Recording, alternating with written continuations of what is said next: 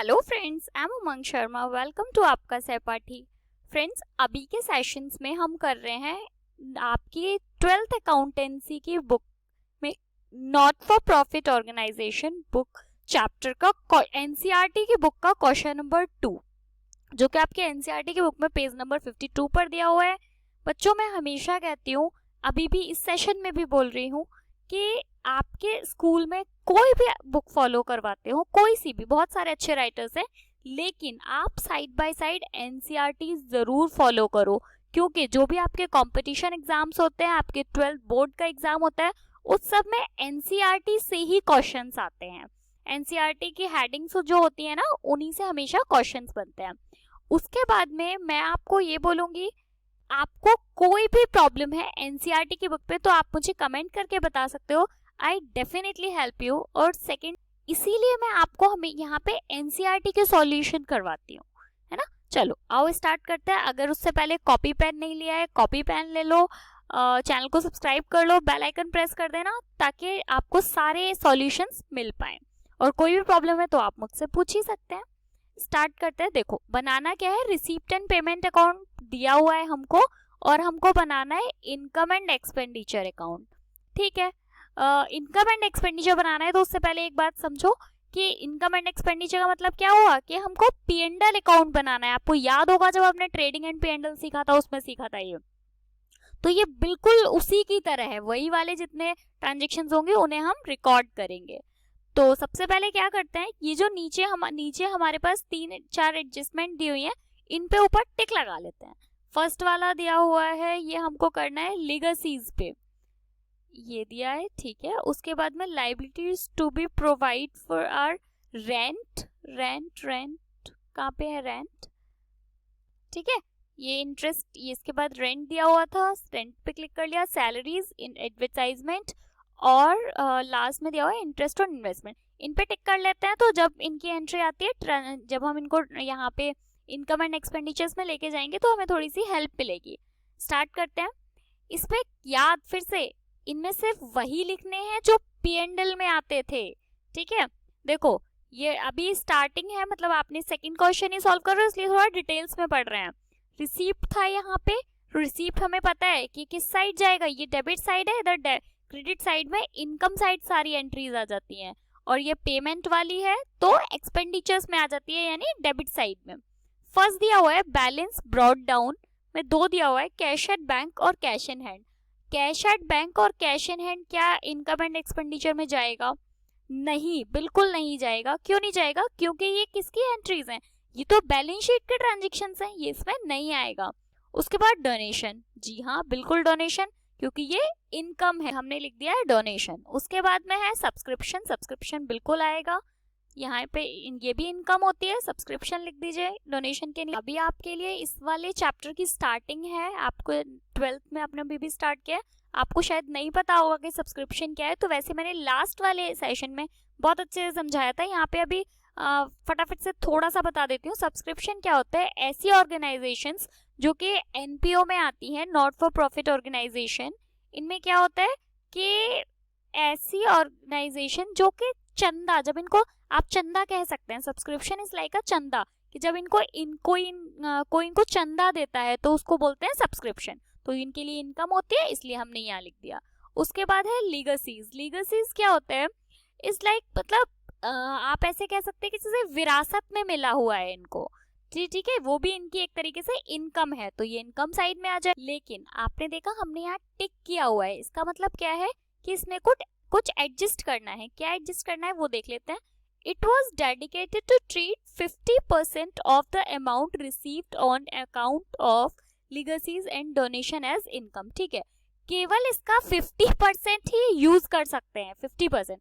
तो 24,000 का 50% आपको पता ही है 12,000 होगा, तो यहाँ पे सिर्फ अमाउंट में आएगा 12,000। इसके बाद में नेक्स्ट दिया हुआ है interest on investment. Interest on investment में भी टिक किया हुआ है, इस पे कुछ एडजस्टमेंट। अमाउंट दिया हुआ है 3,800, लेकिन ये बोल रहा है कि ₹2,000 due for interest on investment was not actually received. इसका मतलब है कि 2,000 रुपए की इंटरेस्ट ऑन इन्वेस्टमेंट जो था वो पहले रिसीव नहीं हुआ था, वॉज नॉट रिसीव्ड।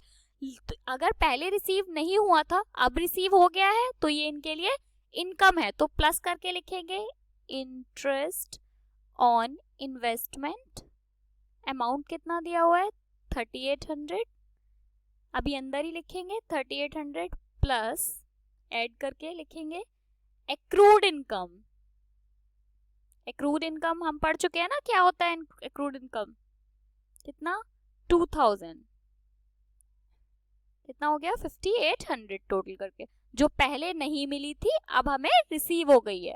उसके बाद में sale of old newspapers, old newspaper, पुराने न्यूज़पेपर बेचने से इनकम हुई है, सेल ऑफ न्यूज़पेपर, मैं शॉर्ट में लिख दे रही हूँ, कितना 500।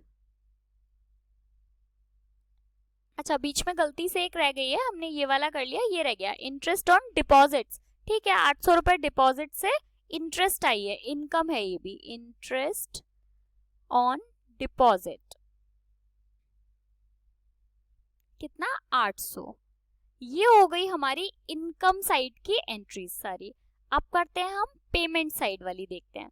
देखो पहला दिया हुआ है फर्नीचर, मुझे आप कमेंट करके जल्दी जल्दी बताते चलना, फर्नीचर आएगा नहीं आएगा, क्योंकि ये बैलेंस शीट में जाएगा। इन्वेस्टमेंट आएंगे नहीं आएंगे।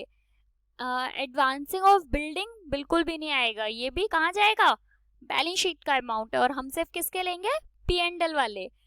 चैरिटीज, चैरिटी आएगा, बिल्कुल आएगा चैरिटी, कुछ चैरिटी कर दी यानी कोई एक्सपेंडिचर है, खर्चा है, तो यहां लिख दीजिए चैरिटी। कितना चैरिटी हमें दिया हुआ है 60,000 का, 60,000। उसके बाद में नेक्स्ट हमें दिया हुआ है सैलरीज, सैलरीज पे हमने टिक लगाया हुआ है, देखते हैं क्या है।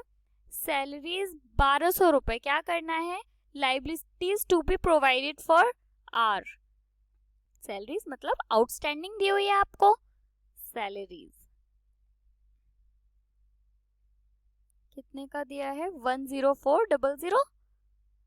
अब एड आउटस्टैंडिंग, आउटस्टैंडिंग दिया 1200 रुपए, देखिए 1200 दिए ना, 1200 प्लस कर लेंगे, 1200 प्लस करके आएगा 11600।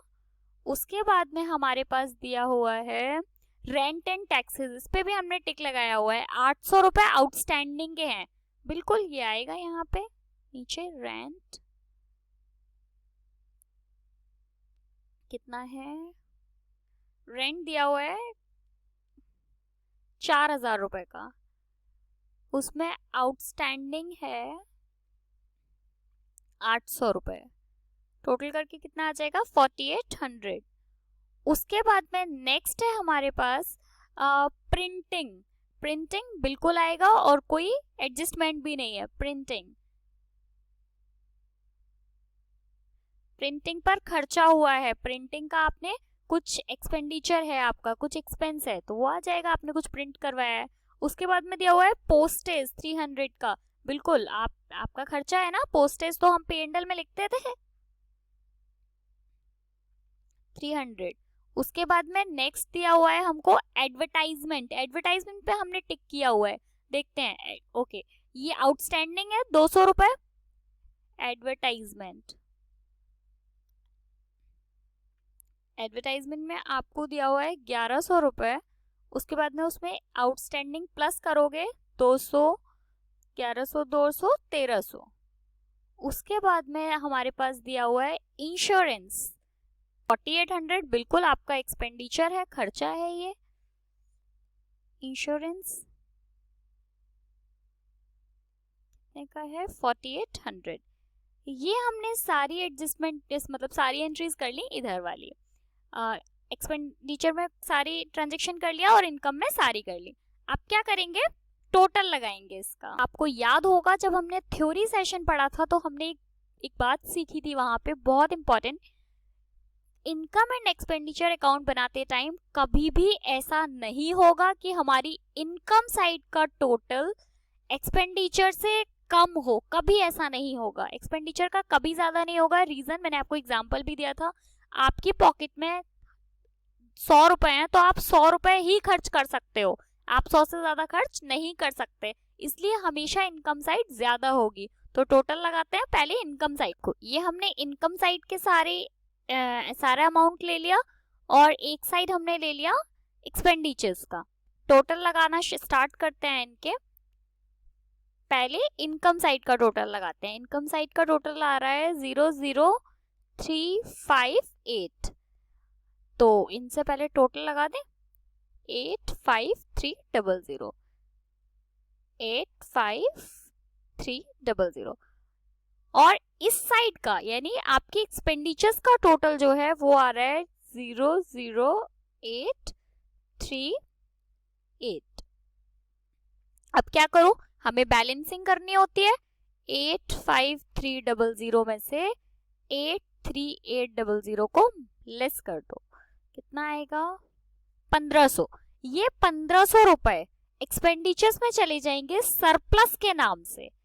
यहाँ पे सरप्लस,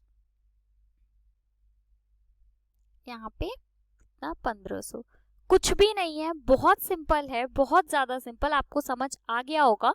जैसे हम P&L बनाते थे ना, बिल्कुल वैसे ही है। टोटल भी आपने देखा, हमने बिल्कुल वैसे ही किया, दोनों साइड का टोटल लगा लिया। ज्यादा वाली, ऐसे समझ लो, ज्यादा वाली साइड में से कम वाली साइड को माइनस कर दिया और जो बचा उसको सरप्लस के नाम से लिख दिया। ऐसे ही तो हम P&L बनाते थे। होप आपको आज का सेशन समझ आया होगा। अगर आपको स्टिल कोई भी डाउट्स हैं तो आप मुझे कमेंट करके बताओ कि आपको क्या प्रॉब्लम है, क्या समझ नहीं आया, और मैं जरूर आपको रिप्लाई करूंगी। ठीक है, तब तक के लिए bye bye. Thank you so much. पसंद आई है वीडियो तो लाइक करना मत भूलना और चैनल को सब्सक्राइब कर लो। एनसीईआरटी के सारे सॉल्यूशंस चैनल पे डेली आते हैं छोटे छोटे वीडियोस के साथ। Thank you so much.